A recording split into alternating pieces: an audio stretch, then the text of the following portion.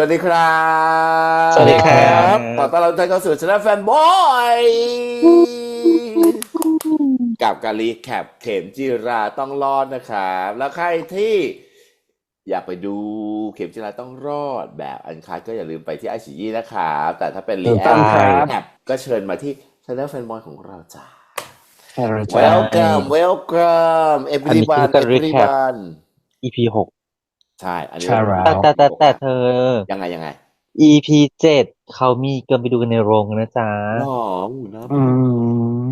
เนาะก็ใครมีบัตรแล้วก็ยินดีเตรียมตัวด้วยไปดูยินกันนะดีด้วจ๊ะยนะจ๊ะอืมไม่ไปแต่ก่อนดูกับชาจะไปถึง ลี EP ดหรอ 7ว้ายก่อนจะไปถึง EP 7เรามาพูดถึง EP 6กันก่ออ่านโอเคอะไรยังไงเท่าที่ดู EP นี้มันก็จะเป็นการที่แบบว่าพ่อครูก็เล่นตัวนิดนึงถอยห่างอีกนิดให้หน่อยอย่างนี้ก็ต้องกลับมาตะครุบเขาไว้เหมือนเดิมเห็นปะล่ะก็คือมันคนที่มันก็แอเข้ามา บรู้สึก มันก็แอบรู้สึกว่าเอาจริงๆคือยังหาเวเอาให้พ่อครูไม่ได้นะส่วนตัวเขาอุ๊ยเนาะคือถ้ามันแต่ว่าหมอทำมีแฟนไม่ได้อ่ะเข้าใจไหมมันถูกมันถูกเออมาร์กตั้งแต่ตอนแฟลชนิดนึงอ่ะทำไมหมอทำมีแฟนไม่ได้อ่ะหรออันนี้ไม่รู้ก็บ่รู้เหมือนกันแต่ว่าพ่อใหญ่ไม่รู้ว่าพ่อใหญ่เป็นพ่อของพ่อครูจริงหรือเปล่าไงอืมที่เขาเรียกพ่อใหญ่อะน่าจะจริงแต่ว่าอาจจะมาเป็นหมอทำหลังจากที่มีครอบครัวแล้วหรือเปล่าก็เลยแบบไม่รู้อ่ะไม่น่าปะ ไม่รู้อันนี้ไม่เพราะว่าไม่มีความตอนนั้นรู้เลยอ่ะมาที่มาคือฝากข้อความนั้นอ๋อไม่ใช่สินั้นมันเพราะนั่นมันพ่อแม่เข็มจีไม่ใช่ของพ่อพลันอืมแต่คราวก็นี้เราก็ไม่แน่เลยรู้ความหลังนิดหนึ่งของพ่เงื่อนไขอครูแล้ว เงื่อนไขเนาะเงื่อนไขชีวิตว่าแบบเขามีเรียกอะไรเขามีปมเหมือนกันเนาะเรื่องแม่ที่เกี่ยวกับเวทมนต์คาถาใดของๆที่เขาย้อท่านนกลับมาปู่ที่ครอบครัวคนในเอครอบครัอว อืไปมเอาบทอะไรใหม่มาแล้วก็มาใช้กับของเข้าคนครอบครัวนางก็เลยแบบมีความรู้สึกมีปมว่าที่เข็มเอาบทสวดมนต์อันใหม่แล้วมาลองเล่นเองอะไรอย่างนี้ อืมมันก็เลยเกิดความโกรธและโมโหขึ้นก็เป็นไปได้ดูสิพ่อแต่เข็ครูเลยตามไม่รู้เรื่องดำเลยเห็นปะล่ะหลังจะโดนพ่นใส่อ่ะเองงอแต่เข็มไม่รู้เรื่องอะโดนจัดชุดใหญ่ไฟกระพริบงงไปเลยเข็มก็เลยแบบข้าวก็ไม่กินอะไรก็ไม่เอาอย่างนี้ไอ้ที่เรื่องที่โดนว่าตอนกลางคืนน่ะยังไม่เสียใจเท่าทำกับข้าวให้แล้วไม่กินนะ พอซีนเหตุการณ์นั้นปุ๊บฉันเชียร์พ่อหูกระพงเลยนะหุบกระพงเนาะหุบกระพงต้องมาพี่หุบกระพงของฉันแล้วแคสติ้งดีนะเป็นน้ำมนต์นะแล้วแบบโหคนที่จะทำให้พ่อครูแบบอดรนทนไม่ได้จะต้องมาเป็นหมาห่วงก้านเนี่ยต้องอย่างนี้เนาะลุกจัดต้องแบบจัดอะสมศักดิ์ศรีแล้วอ่ะมันมีความแพรวๆในการใช่เล่นอ่ะใช่เนาะเราดูคือมีเสอีกคนหนึ่งน่ห์หน้าคมแบบคืออีกคนหนึ่งคือไม่สนใจเลยเนกอะปะพยายามเทกับอีกคนหนึ่งแบบพยายามจะเข้าหาสุดๆอะแบบเนาะซ้ายกับขวาเลยเออ่ะมันดูถึงแบบว่า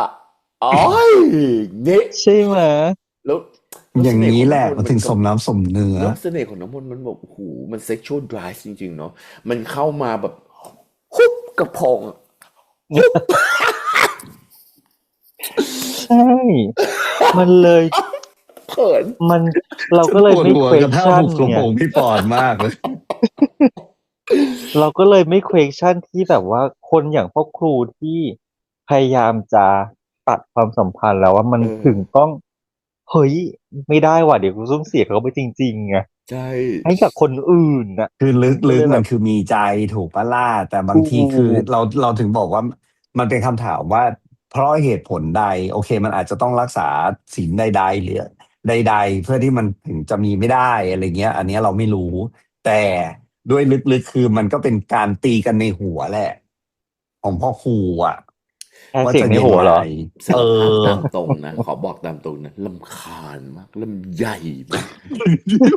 อะไรมันจะเล่นตัวกันขนาดนี้วะอะไรเงี้ยเนอะปะ อืมอืม โดน อืม จะ อืม บ้าง อืม โดนสิบ้างหรือจะต้องให้เห็นเลยค่ะว่ามีตัวเร่งปฏิกิริยาแบบนี้ อย่างเงี้ยเนอะ แต่ ปะ มันสาแก่มา สาก ตรง แก่ ที่ไอ้นี่นะ ฉากที่เนี่ย น้ำก็ ถื ต้อง อ ต้มเองหมอนก็ เอ เอ อ เดี๋ยว บอก ฉันจะเป็นแบบว่าเดี๋ยว อ๋อ เป็นเบาะให้กับเจดกับ ฉัน เจดกับชา ฉันวีด ไม่ใช่ในเน็ตลึกคืออย่าสำคัญผิดนะคะ อย่างงี้ป่ะ เป็นการเอาคืนที่ฉันแบบสม สา มัน แก่ จะ น้ำห มี น้าแบ สี บ หญิง หญิงสู้ได้สวยลูกหญิงสู้ เรา ได้ เอ ส จะ อ วย วิ่งตามเขาอยู่เดี๋ยวไม่ได้ค่ะ เราต้องให้ เอ เขาวิ่งตาม อ เราบ้างค่ะ นี่ นี่ แล้วมีตัวเร่งปฏิกิริยาถ้าสมมติฉลาดนิดนึงต้องไปหลับอ้อยส้อยออนซอนกับเนาะพี่หุกกระพงของฉันหน่อยเนาะให้ เอ เขาดูเหมือน อ แบบ ก็ต้องแบบว่า หนุมา ข น อบคุ จั ณ บ นะ นาง คะ สุพรรณวัชชากันนิดนึงอะฮัจจะกะจะฮัจจะกะจะอะไรอย่างเงี้ยแล้วให้นางมายืนดูอะ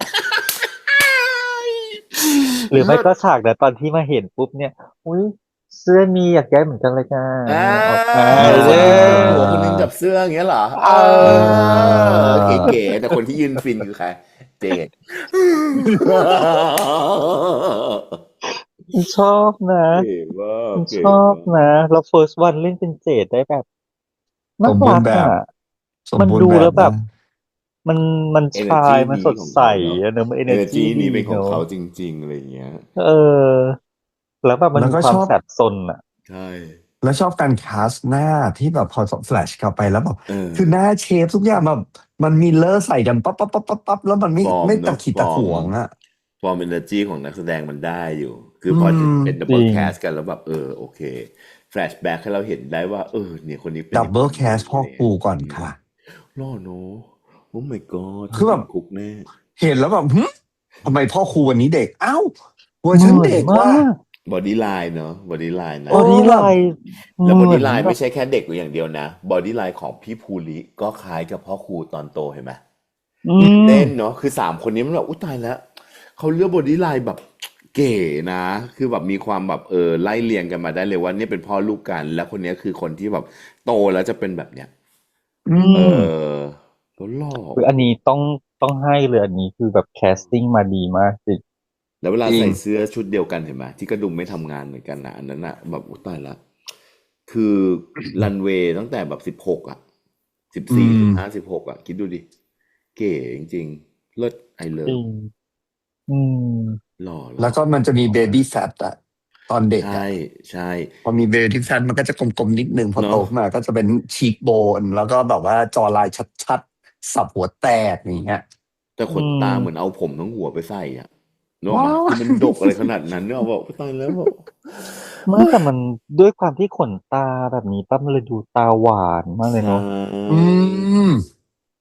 ตาหวานแล้วแบบดู เอ้ย มีเสน่ห์อ่ะ หล่อ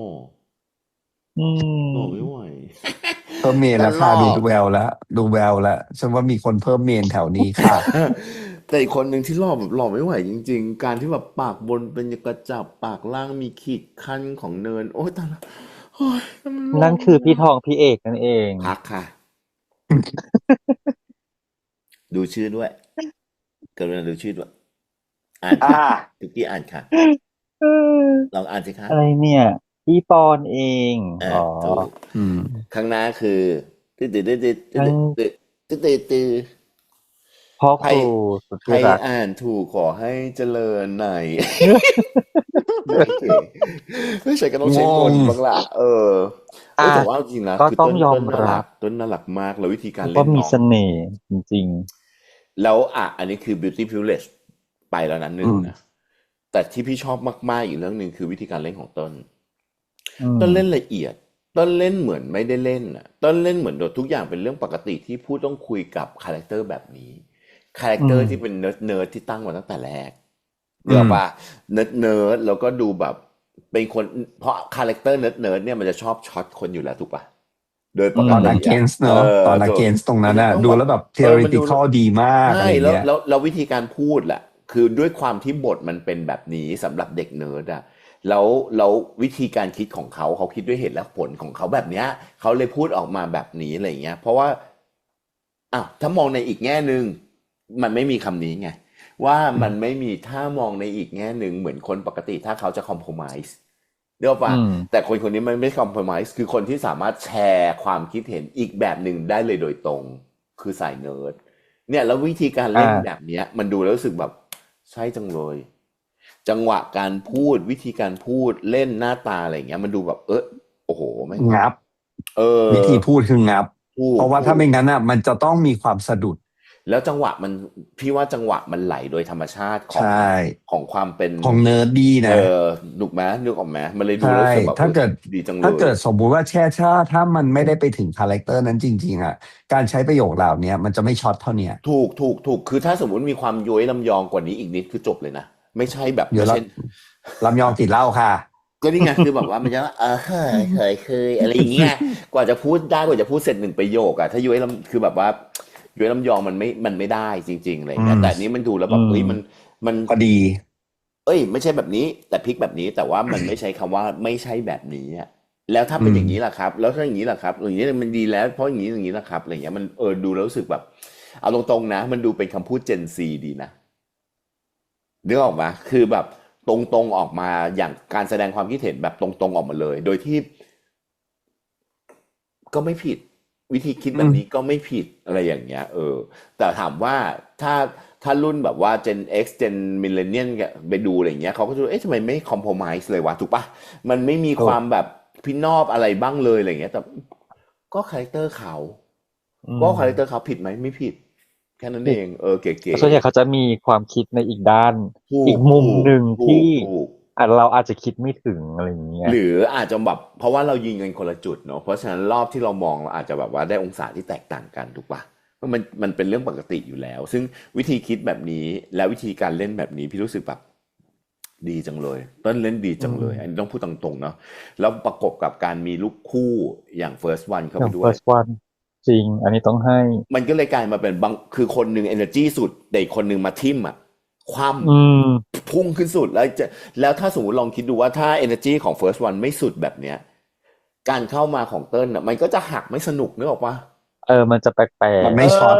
มันก็จะไม่ช็อตจริงๆอ่ะอันนี้มันมาแล้วแบบไปสุดแล้วมีการเรียนแบบนะดูอืมนั่นอะไรอย่างเงี้ยแล้วพออันนี้มาคว่ำปุ๊บคือแบบโอ้กูล่มเรือ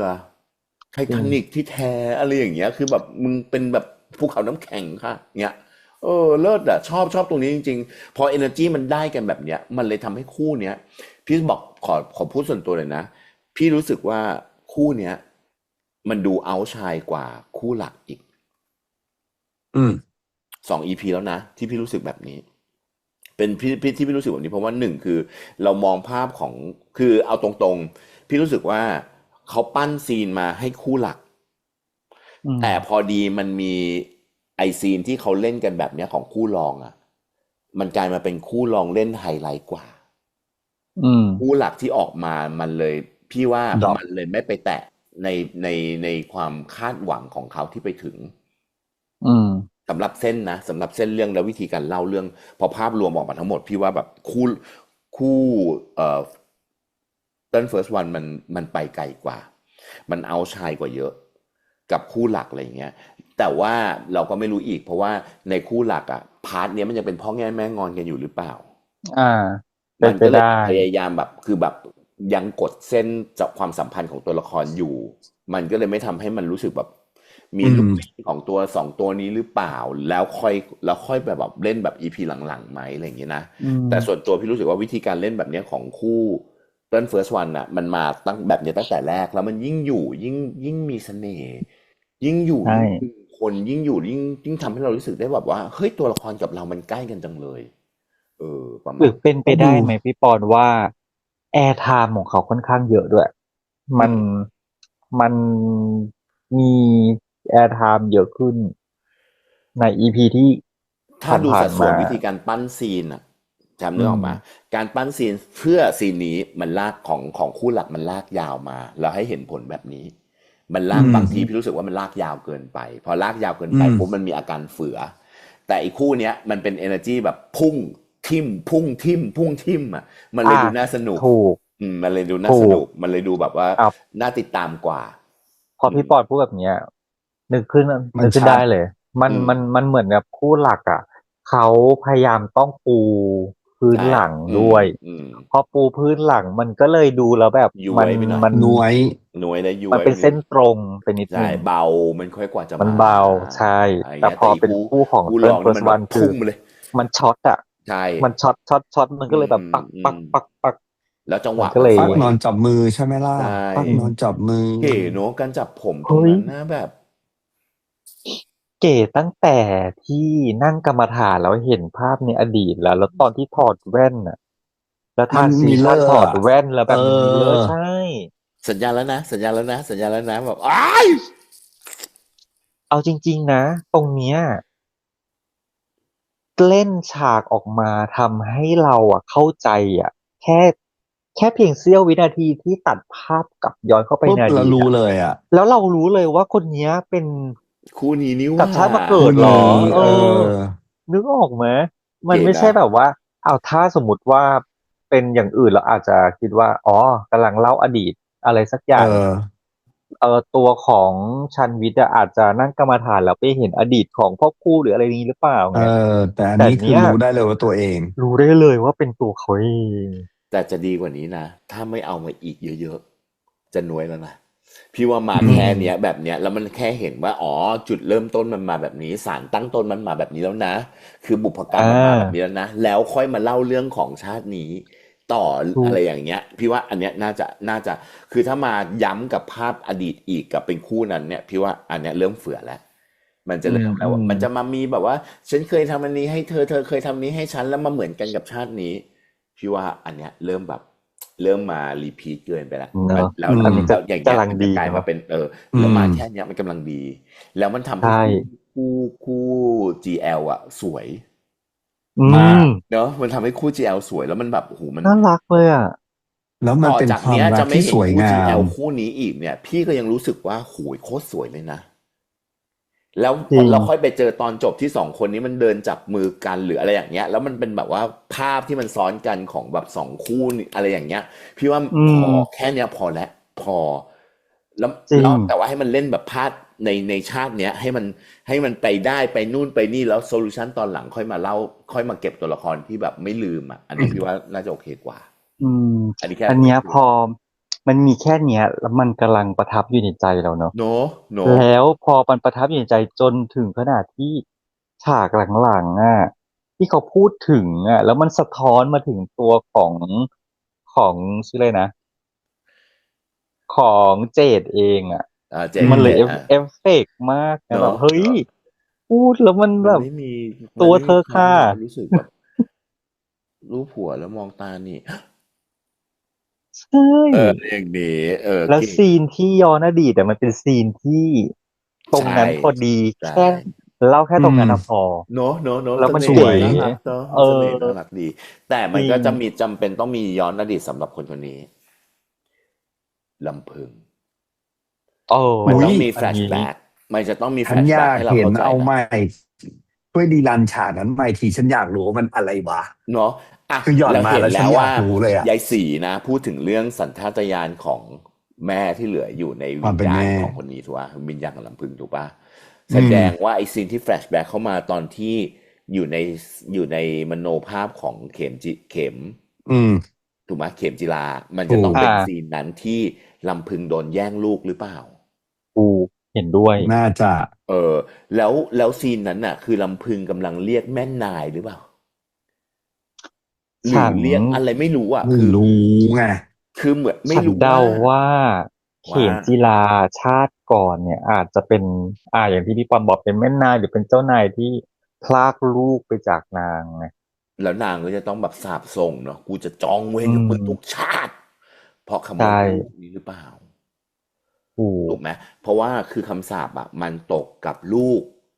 ชายของตระกูลชายคนที่จะต้องตายตอนอายุ21ถูยี่กปะอืถูกถูกมปะของตระกูลนี้ถูกปะแล้วตระกูลเนี้ยคือเป็นพ่อเป็นแม่มา2 รุ่นแล้วแต่ไม่ได้อยู่ในตระกูลนี้แต่พอดีมาอยู่ในตระกูลเนี้ยเป็นตระกูลต้องสาปคือชาตินี้ถูกปะอืมเราก็ไม่รู้ไงว่าทำไมจะต้องถึงเป็นลูกผู้ชายก็เดาแล้วต้องว่าเด็กคนนั้นตายใน น่าจะเป็นผู้ชายแล้วทำไมจะอืต้องอามยุ21ถ้าสมมุติว่าในขณะที่ถูกอุ้ม พรากลูกไปแบบนั้นน่ะพี่ว่าน่าจะเป็นการพรากลูกแบบเนี้ยแบบยังแบบเบาะแบบเนี้ยยังอุ้มอยู่อย่างเงี้ย ใช่ คือมันจะต้องเพราะว่าคือถ้าย้อนไปอ่ะคือความผูกพันของแม่กับลูกที่แบบว่ารักไม่ไหวอ่ะเพราะยิ่งโตยิ่งเกลียดกันนึกออกไหมแม่กับลูกอะ นึกออกไหมยิ่งยังตีกันได้บ้างอ่ะแต่ตอนที่ลูกแบบยังแบบเบาะอ่ะมันแบบ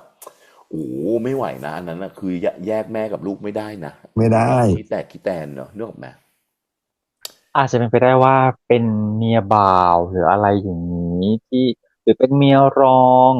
ที่ถ้ามีลูกชายก่อนอาจจะได้อำนาจหรืออะไรไปนางก็เลยแบบหรืออาจจะมีจัดเลอร์ในการภาพเดีซะก่อนยวกันกับเลยวันนี้กรณีชูที่ลูกลูกชายกรณีที่ลูกชายมีมีคนรักอยู่แล้วมีลูกมาแล้วแต่ใดๆของบ้านเหมือนกับไม่ได้อ่ะไม่เหมาะสมก็ให้ไปสองใหม่ไปอะไรใหม่อีกมันอาจจะมีเลิกแบบนี้ก็ได้ หรือเข็มจีสองราในเมียชาติที่แล้วคือที่ท้องอยู่ ใช่เป็นไปได้คนที่ท้องอยู่ในชาตินี้อย่างเงี้ยล่ะแบบภาพมันก็เลยรีพีทอย่างงี้ใช่ไหม อืมก็มีความแต่ตอนนั้นก็คือแบบตอนที่พ่อเขาอุ้มเด็กออกมาปุ๊บอะดูแบบอืมดูเมียที่ท้องอะดูแก้วก็ยังดูรู้สึกแบบไม่ได้รังเกียจเด็กคนนั้นนะอืม อืมคือน่าจะเข้าใจความเป็นแม่อะนึกอืออกไหมว่าใครมๆก็รักคือลูกใครๆก็รักอ่ะแต่มันอาจจะเป็นความเข้าใจผิดของลำพึงกับเข็มในชาตินั้นเหรอก็ไม่รู้อีกอะก็ไม่รู้ไงก็ไม่รู้อีกอะเราก็ไม่ถูกไหมรู้ว่านางไปแบบว่าไปเดินแฟชั่นเวท่าลไหนน้ยังไงเพำราะว่าแล้วแบบผโดนลักน้ำตกหรือเปล่าพรากแบบไม่รู้อีกโดนพรากตั้งแต่เล็กน่ะถูกไหมมันถือว่าซัฟเฟอร์มากนะจริงจริงจริงอืมอืมก็ก็ การมันก็เลยทำให้เราต้องอาจจะเกือบและพันพุ่มเกิดเข้าแล้วเกือบเข้า เหรอ เกือเกือบเข้าบเข้ามาแล้วเหรอขอเข้ามาชื่ออะไรนะฉันลืมอีกแล้วลำพึงเหรอเนี่ยฉันชอบจำชื่อลำพึงเหรอใช่ลำพึงไม่นะก็ไม่รู้เพราะว่ายังยังยังลำพึงยังมีเส้นคออยู่อย่างนี้ตายังแดงอยู่ก็ยังคงเป็นผีอาฆาตอยู่ดียังไม่เฟียแต่ตอนแรสอยู่กอ่ะฉันเห็นขาปุ๊บฉันเอาแล้วลำพึงเธอมาทำอะไรเด็กเธอมาเนี่ยจัดการสเตอริโอแม่ใช่ไหม ไทป์เป็นอย่างเงี้ยเห็น ไม่ปุ๊บแต่ว่าเธอไปตีตาเขาเลคิดไปยได้ไงแต่ว่าก็น่าคิดเพราะประเด็นคือลำพึงเนี่ยสรุปแล้วคือลำพึงเป็นคนตามมาหรือเปล่าตามเข็มมาถูกไหมตามเข็มเป็นคนตามเข็มมาแล้วเรื่องที่มันสร้างขึ้นคืออะตรงเนี้ยพี่บอกตามตรงนะงงงงแล้วงงหนักคืออะไรรู้ไหม ชิงแล้วรถมาเอแบบเร็วอ มากแล้วอยู่โอ้โอ้ลดฉันงงรอันนี้ถอ่ะไม่เอาเลยอันนี้ขอร้องขอบ่นเลยว่าแบบคืออะไรฉันงงรถแล้วเธอเหยียบทำไมหนึ่งคะเสียงรถเร่งเครื่องในซออืยมที่มีคนยืนอยู่กองหนึ่งไม่มีเซนเลยหรือรถมองไม่เห็นหรือเป็นการใช้มนต์ใดๆที่จะให้รถวิ่งเข้ามาชนแต่ประเด็นคือคนที่ช่วยเด็กคือผีลำพึงเด้ออืมก็จริงเห็นไหมเพราะฉะนั้นคือคือสมมติว่าในกมันไม่เอรณีที่แล้วไปบีอ่ะนึกออกปะเอไปแซดค่ะเออแต่ว่ามันเอแล้วไปกอขอคองอเข้าใจปะก็เลยงคนละโลงไงว่ากอ่ะใช่ป่ะอะไรอย่างเงี้ยคือไม่อันนี้เอาอย่างนี้เราสามคนไม่รู้จริงๆไม่รู้จริงๆอธิบายให้เราฟังหน่อยว่าขอเอาแค่ซีนนี้เด้อสูอย่ามาแบบอธิบายเกินหน้าซีนเด้อสูนะ อื ขมอซีนนี้นิดนึงถ้าใครเข้าใจใครรู้ช่วยอธิบายหน่อยเพราะว่าพี่สารภาพว่าพี่ไม่รู้เอกรู้ไหมเจกก็ไม่รู้เนาะยุคไม่รู้ พี่ว่าไงเข้าใจไหมคือเข้าใจซีนนั้นไหมหรือว่าเราติดภาพเหมือนกันวะซีนนั้นน่ะส่วนตัวนะเข้าใจว่าเขาพยายามทำสถานการณ์ให้มันเหมือนกับแฟลชแบ็กในอดีตโดยการที่ ยังลูกยังลาวเกี่ยวกับตัวเด็กอืมเกี่ยวกับตัวอะไรอย่างเงี้ยให้มันมาเป็นภาพซ้อนกันของการชูเด็กหรืออะไรประมาณอย่างเงี้ยมันเลยเหมือนทำให้ว่าสร้างสถานการณ์ให้มันเกิดเขาเรียกว่าอะไรการรีบีบพีทคบังคับวามทรงจตัวละครด้วยำคือปั้นให้ซีนถูกไหมเข็มจีราปั้นซีนให้เข็มจีราเนี่ยจะต้องแบบเฮ้ยพยายามนึกไปจนถึงมีแฟลชในอดีตย้อนขึ้นมาประมาณนั้นพอปั้นซีนน่ะแล้วมันโดยการที่ให้รถมันเร่งเข้ามาบีบให้เข็มจีราจะต้องแบบเฮ้ยอู้อะไรอย่างเงี้ยปั้นซีนแบบไม่ make sense อ่ะมันก็เลยเกิดหรือความเปล่าหรือคนดูคนแปลกใจอื่นอาจจะดูแล้ว make sense หน่แต่อยนึงสำหรับเราอะไรอย่างเงี้ยเรารู้สึกมันประหลาดเพราะ อย่างที่เราเห็นคือถ้าอันเนี้ยไปอยู่ริมถนนใหญ่ การที่รถจะเหยียบด้วยภาพจากไกลๆมาแล้วเหยียบคันเร่งรถมาเต็มที่เป็นเรื่องปกติของการวิ่งถนนใหญ่ แต่อันนี้ ห คือ รือ ซอย ขอพูด เล็ เห ก มือน หรื เดิ อ มขอพูดเหมือนเดิมคือหนึ่งอย่างที่มันจำเป็นจะต้องมีคือมันไม่จำเป็นต้องสมจริงก็ได้ แต่มันต้องสมเหตุสมผลที่ทำให้เราเชื่อได้ ถูก คราว ถู เนี้ย ก มัน ซึ่ง ก มัน ลาย ไม่ มา ส เป็น มไง มันไม่สมจริงด้วยหนึ่งแล้วมันก็ไม่สมเห หรื ตุ อ ส ไม่ ม ส ผม ลด้วย เห ก็ ตุ เลย ด้ว แบ ย บงง หรือ ส่วน ถ้า ตัวนะ ถ้าผลสุดท้ายออกมาแล้วอ่ะผีลำพึงอ่ะเป็นผู้อยู่เบื้องหลัง อันเนี้ยเก็ต แต่ถ้าผีลำพึงเป็นผู้อยู่เบื้องหลัง แต่ผีลำพึงก็ยังเป็นคนช่วยเด็ก ก็เลย ไม่ ไม่เก็ต ไม่ อยู่เบื้องหลังที่จะทำร้ายยังไม่ได้มาช่วยอ่ะนึกออกไหม ถ้าไม่ได้เป็นมิลเลอร์ขึ้นไป อ๋อ แล้ว หมาย เป็น ถึง ท่า ว่า นี้เป็นอย่าง คน นี้ ช่วย ห เป็ มาน ย พ่อ ถึง ครู ว่า อันนั้นเชื่อ อย่างนี้แทน คน อย่าง ช่วยเป็น งี้ พ่อครูแทน อันเนี้ยผมอันเนี้ยได้ อันเนี้ยจะไม่ติดเลย อืม เพราะว่าการ อื ที่ ม รถอยู่ๆก็เร่งเครื่องอ่ะ มันจะคิดไปได้ว่า อ๋อผีลำพึงอ่ะเป็น ต้อ ค ง น มี จัด ใคร กา ทำ ร อะไรให้เกิดขึ้น เออ แต่อันเนี้ยพอผีลำพึงเป็นคนช่วยปุ๊บมันก็เลยแบบ แอบงงนิดนึงไงมันก็เลยหน่อยนึง แล้วนี่ ง มันก็ ง น่าจะเป็นการที่แบบว่าผีลำพึงตามมากับเข็มด้วยเนาะ มันไม่ได้ผีลำพึงมากระทำกรรมใหม่กับครอบครัวนี้เนกอะปะ อะไรอย่างนี้เป็นต้น เอาเป็นว่าใครคิดว่าตัวเองเข้าใจมาอธิบายให้เราฟังหน่อยนะมาคอมเมนต์ให้เราฟังหน่อย ใช่ แล้วกันนะครับฟินซีนนี้เรา เดี๋ยวนะ มีหนึ่งคำถามคือสรุปยายเห็นถูกไหม ยาย แห เห็ ละ น ยายเห็นจนทำให้ ยาย เรา เห็ เห็ น นนะ ยายรู้ ยายสีอะยายสีเห็นจนทำ ใช่ ให้ ไง เราเห็น ใช่ไหมกำลังนั่นไง เพราะว่าก่อนที่ผ่านมาคือไม่เคยเมนชั่นว่ายายเห็น อืม แต่จ แต่ ริงๆ ยาย แล้ว เห็น ยาย ยาย อะ รู้ มี แล้ว ตา รู้ ทิพย์อยู่ รู้ เนาะ เย เพราะ อะ ว่า ด้วย คือตอนแร เอก ที่ อ เขาบอกว่าตั้งแต่ไปห้องไอ้ทำอะไรนะ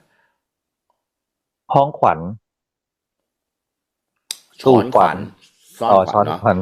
อันนั้นน่ะยายสีก็ยังมีคนว่าเข้ามาแล้วจะได้มาแสดงว่ายายเห็นเรื่องนี้มันเป็นเรื่องทิปถูกไหมพี่ว่าน่าจะเห็น แต่ พอ ว่า เห็ ที่ นแล้ว เห็น รู้ถึงขนาดที่ว่ามาเป็นคนช่วยเด็กอ่ะ อื เอ ม อ น่าจะตอนหลังมาถึงแบบรู้ว่าเป็นอย่างนี้อะไรอย่างเงี้ยพี่ว่า อืม แต่เขาจะยังไม่เห็นเหมือนตอนที่เข็มจิราเห็นตอนที่ยืนอย่างเงี้ย เห็น อืม หยิบของใต้เตียงเนาะหยิบของใต้เตียงมัน อืม เป็นซีนคลาสสิกของหนังผีเนาะ อืม ใช่ เพราะรู้เลยว่าการเอื้อมนั้นเสร็จปุ๊บมันจะต้องเห็น ต้อง สัก เห็น อ อะไร ย่าง อ หนึ่ ย่าง งหนึ่งแหละแต่ตอนแร ฉาก ก คิดว่า เตรีย จะ ม เห็ ใจ นเป็น จั ห บ น้า สแก ด้วย ร์ ซ้ำไป อะไรนะหยิบข เอ อง อ ใต้ แต่ว่า เตียงก้ม เออ หยิบของวางขาอะไรอย่างเงี้ยเนาะ เออ ซีนคลาสสิกเนาะ ใช่ อืม ก็ ประมาณนี้ไหม ก็ประมาณนี้เนอะ ประมาณ ก็ นี้ EP นี้ เพราะ ก็ป ว่า ระมาณ เดี๋ นี้ ยวมันจะมีเรื่องของเขาพูดถึงเรื่องกบฏผีบุญมาด้วย แต่แบบ จะต้องรอ EP หน้ารับเป็นยังไง เพราะว่าอันนี้ ฉัน เนี่ย ว่า ไม่ มัน เค เป็ ย น ได้ยิน ข้ เห อ มือนกัน อ้างค่ะกบฏผีบุญน่ะอย่างที่นางบอกกันในรถนั่นแหละ ก็จะได้แบบมาบ่อยๆไง ข้ออ้างไงแต่ว่าเขาบอกว่า อ๋อ มัน อยาก มี รู้ กา ว่าร กบ อิ ฏ ง ผีบุญ เรื่อง คืออย่า จ ง ริง ไรอย่างเงี้ยใช่ไหม อะไรแบบนี้ ก็น่าสน ก็ ใจ รอดู เรื่อง EP หน้า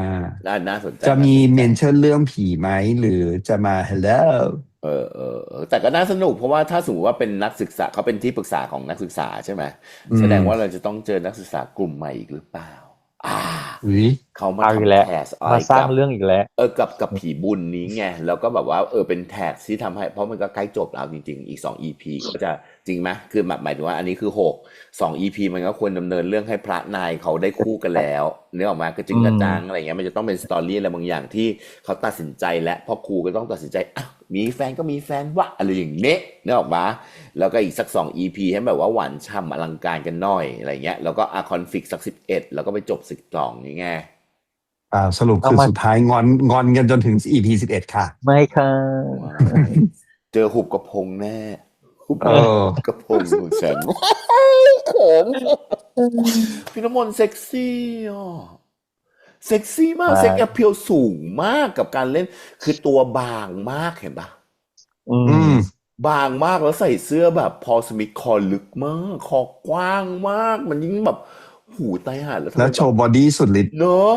แล้วบอดี้แล้วกางเกงแบบขาบานเบาๆมาเบาๆตอนนั้นมันคือแบบอุ๊ยตายแล้ว แล้วเอวสูงนิด